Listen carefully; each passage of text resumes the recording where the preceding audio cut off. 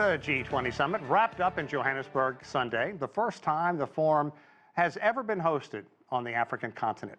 Leaders spent the weekend forging an agreement aimed at boosting support for developing nations, reinforcing multilateral cooperation, and tackling the climate crisis, along with a host of other pressing global challenges.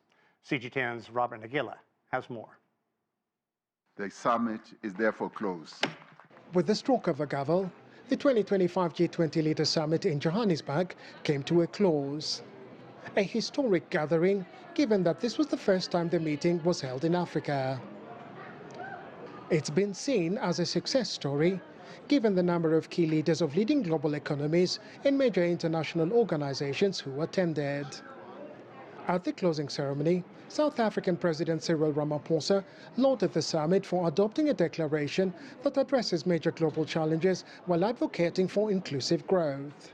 It reaffirms our renewed commitment to multilateral cooperation and our recognition that our shared goals outweigh our differences. The declaration included 5 key priority areas which South Africa had pushed onto the agenda that touch on debt sustainability, mobilizing finances for energy transition, harnessing critical minerals for inclusive growth, and disaster preparedness.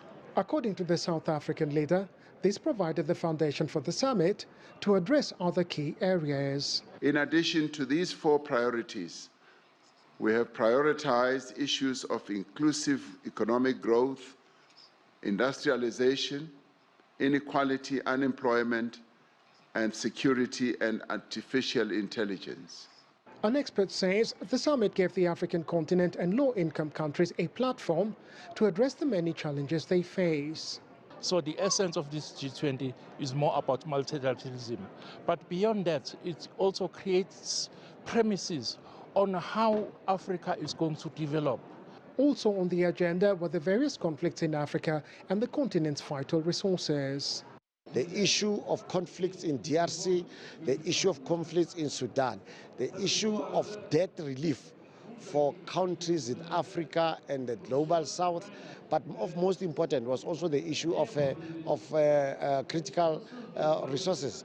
The host country was praised for embracing inclusivity at this year's G20 Summit. We've seen that South Africa invited a lot of member states to this G20, and South Africa also made it possible for many formations around youth, around social issues, which is not for the first time, but also around the startup 20s, urban 20s, a lot of formations.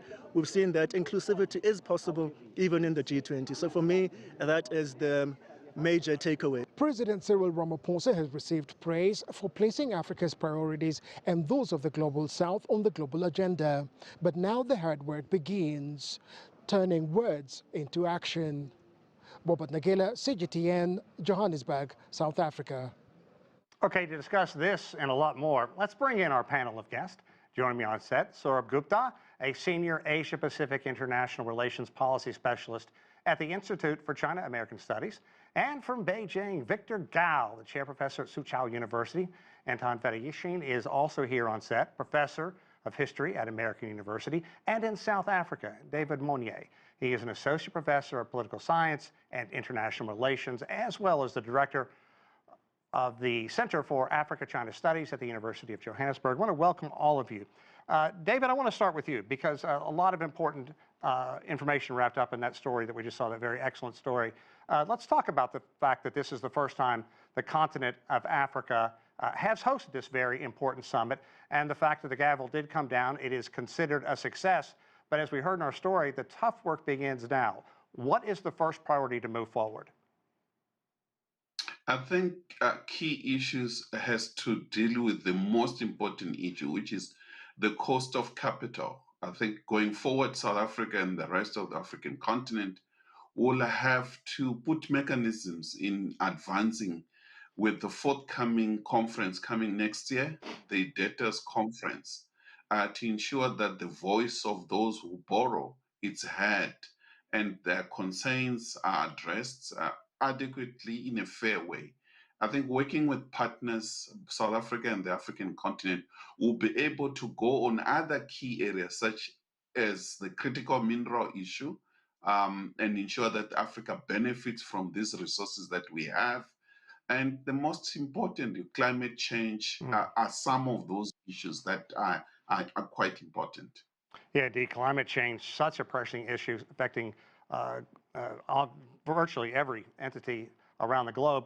Victor, I want to switch to you a bit because China's Premier Li Qiang was there. Let's talk a bit about his presence there and also China being the largest developing nation, really a voice for developing nations, reaching out, talking about multilateral support. What was China's presence there? How important was it? And what do you think it really gained from being there and was able to pass on to all the nations at the G20 conference? Thank you very much for having me. First of all, please allow me to really congratulate the government and the people of South Africa for hosting this very important G20 meeting in South Africa. This is the first time, as reported, for the G20 to be held on the African continent. And this really looks at global economic development very much from the global south or from the developing perspective. So congratulations. Secondly, this G20 summit was ironically very much boycotted by the United States. So the absence of the United States from this very important gathering is very remarkable. And the fact that China was there, and China really became the very important factor for this session of the G20 held on the African continent, was very significant. From the Chinese perspective, economic development should be global, should be very much inclusive, including the developing countries. And therefore, China attached a lot of importance to this G20 meeting. You just now mentioned all the important relevant topics of the G20 meeting already been discussed, and I think China supports all of these important things. But I think from the Chinese perspective, how to make sure that the global economic development will still continue on the path of defending free trade, and no country should really throw a wedge into free trade or into market economy, and how to make sure that the economic development should benefit all people in the world, both developed countries as well as the global south, will be very important. I attach great importance to the item you mentioned just now, that is AI. We should all work together to avoid the AI divide, which I coined, and make sure that every country in every continent should have the right to participate in this AI, as well as many other initiatives for the benefit of mankind as a whole. This is the message of the G20 meeting in South Africa this time. Sourabh, also, it's so important because the BRICS nations have really had such a role of leadership the last 4 years.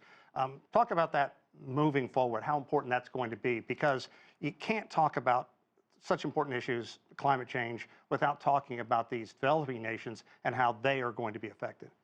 Yeah, the way they're going to be affected, but also that they themselves can play transformational roles in this area. You know, the Chinas and the Indias can be very, very instrumental on the production side of things with regard to transformations in the renewable space and in terms generally in the broader development space. You know, China is a very significant creditor. Now it's fallen upon China also to how to work through kind of debt workouts, debt restructuring, debt negotiations. That's helping China grow into its role in the international financial system. But so I think the BRICS nations bring a lot of useful energy to this forum and to help make it more inclusive and participative.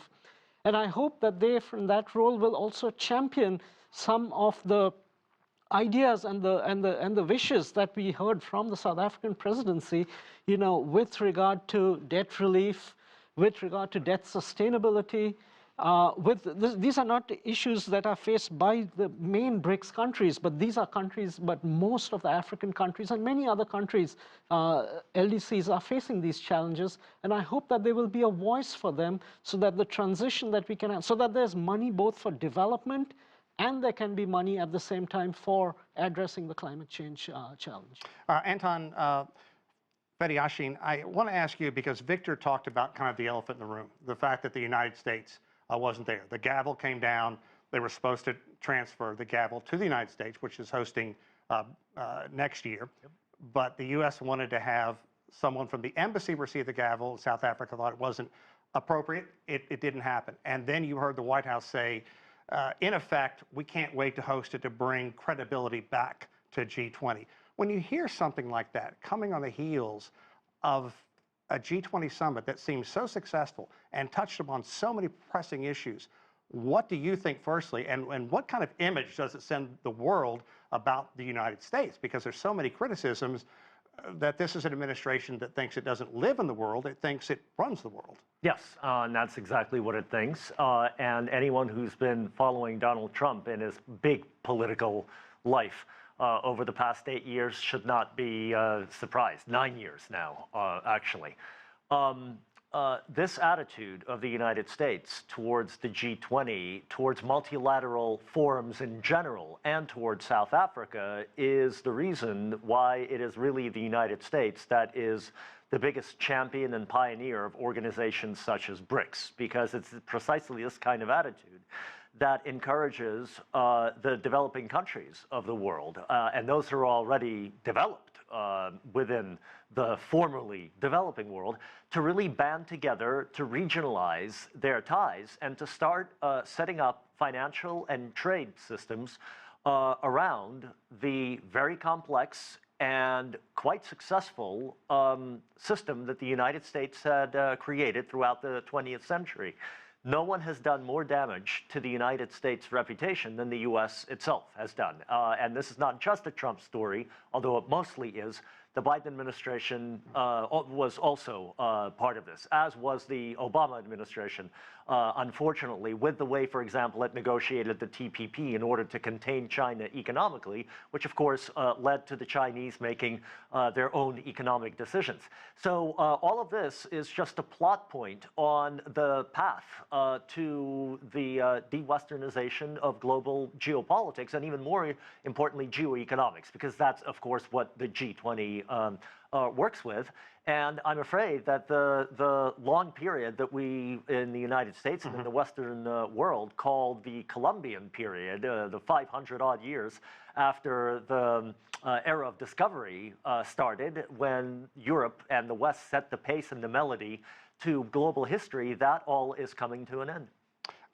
David, I want to talk to you about the 30-page, 122-point agreement that included a focus on so many things that we talked about, AI, disaster relief, dealing with debt. I want to dig a little deeper. How do you move forward? What are the first steps toward making these a priority and making them actually happen and really getting everybody back on the same page? I think for Africa, it's a question of collective action using the regional bodies, the AU primarily, firstly, to deal with the issues of conflict and conflict management, and move in unity in uniting around key issues, particularly on critical minerals. How do you beneficiate them at the source? I think these are some of the key issues. And start really dealing with the issue of how do you deal with issues of debt, and ensure that you inject fairness in the system when it comes to the question of the cost of capital. I think those are some of the key issues. However, I think it is going to be a really big challenge that Africa on its own might face challenge in dealing with some of these issues, and therefore it requires multilateralism. It requires strategic partners such as China in dealing with those issues. For instance, on climate change and how to speed, you require technology, you require your solar panels that are coming quite cheaply from China, but also to have Africa starting to industrialize, gain the skills, and produce their own technology on the ground. So there are a number of things that Africans have to do. It will be a tough task. However, I think it is doable. David, I want to follow up because I want to talk more about in this industrialization and a way that the continent can move forward without contributing more to climate change, renewable energy, and we talk about these critical minerals, but I want to break it down and tell our viewers why these are important and why they're going to be so important moving forward. I think what is important is that we need to look at Africa using different lenses. If we look at the world today, Africa has 1.4, almost 1.5 billion people. And unlike other continents, it has the youngest population, which means the future markets is nowhere else other than the continent itself. But far beyond having this huge number of people, we also have to understand Africa has some of the richest land. 60% of arable land is on the African continent. There are so many opportunities that the continent has for itself and the world. So I think that's a starting point. Industrialization is the very first thing that needs to start. But in doing so, you have to ensure that you have sufficient energy. And I do not think the big bang approach advanced by Europe mainly will do the work. I think what is required is that working with partners, you have to follow your India and China approach, that you do the just transition in a much more controlled, gradual fashion, and ensure that you use your fossil fuel at the same time you're injecting more climate change friendly technologies, ensure that you lessen as you withdraw from your coal and oil. Victor, I want to turn to you because China has been so active in helping the many nations on the African continent with renewable energy, especially solar. Talk about why that is so important. How you believe China is looking at the continent of Africa, which, look, if you just read history, it has just been victimized time and time again by colonialization moving in and taking advantage of those things we just heard about, the wonderful land, the opportunities, the minerals. How can you move forward and make sure that the people of Africa are taken care of? Thank you very much. I think China is one very important country in dealing with Africa, which does not have any liabilities or skeletons in its closet, because China views Africa completely on an equal basis, respects everyone in Africa, every country, big or small, on Africa. First, on the other hand, in terms of the population of Africa, it's more or less on a par with the Chinese population, 1.4 for China, 1.5 for Africa. And in terms of the total land mass, Africa is about 3 times as big as China.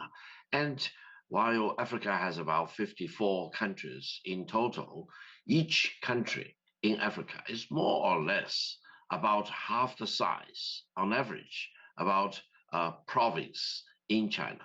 Therefore, from the Chinese perspective, we feel very comfortable in looking at Africa, in developing how Africa should really focus on its economic development. One is maintaining stability at all costs, very important.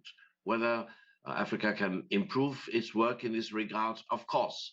Peace and stability, especially between and among countries, trying to get rid of wars and conflicts, very important. Then the other thing is always deal with priority. As a priority, development. Development should be dealt with as the top priority, as the hard truth. Now, then connectivity will be very important. And then always remember to promote industrialization and manufacturing. So from this perspective, there are so many things Africa should do. They need a lot of capital, as you mentioned. They need a lot of help in terms of moving up the manufacturing ladder. They also need to train their people, educate their people, so many things. And on top of that, every country in the world should be encouraged to work closely with Africa, treating Africa as equals, as brothers and sisters. In this respect, I'm very much disappointed that the United States was completely absent from this APEC G20 meeting in South Africa. And when the G20 meeting successfully concluded, the shock is that everything went on, even in the complete absence of the United States. And I hope all the other developed countries should deal with Africa like what China has been doing, treat Africa as equal, devote yourself to develop all kinds of partnerships on equal basis and leave no stones unturned in terms of treating Africa as an equal partner, because I think the future of the world economic development is on Africa, not only because of their young population, the large population, the rapidly demographic growth, as well as the fact that they possess so many natural endowments. So I think this is the time to tell everyone in the world, don't forget Africa, number one. Number two is that deal with Africa as equal. Don't really marginalize Africa as the United States is doing as far as this G20 meeting is concerned. Okay. And let's work together. Sourabh, I also want to, his closing remark there, work together. I think back on 2008 when the financial crisis that began here spread globally, and there was the threat that it could lead to even much worse circumstances than played out. And G20 was given large credit for working through that. What does it say about those nations being able to work together back then and where we are now? What's missing? What has changed? It's disheartening how it's obviously played itself out. I think what's missing, obviously, is a profound crisis. The profound crisis is what got those parties together, and we should not. And of course, there are structural difficulties, structural crises, but those are more slow burning, as we see in terms of debt sustainability, debt distress, and on financing for client with regard to a just transition, all those things. But we should not rule out that, the United States is hosting next year, and God forbid, but we are never far from a crisis. Just from looking at it from an economic standpoint, say the US economy, how much of US economy growth is dependent on data center build out and the AI? There's an argument that we'd be in a bear market if it wasn't for AI. Exactly. And just if that can collapse, the kind of reverberations and ramifications it can have beyond.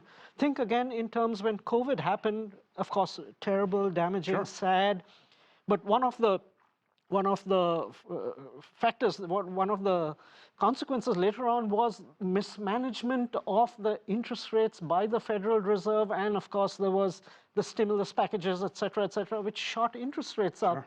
And those interest rates is what has dragged Africa's interest rates also up, and they've now had debt distress. The interest rates haven't come down. There are other factors also why their debt is priced unfairly.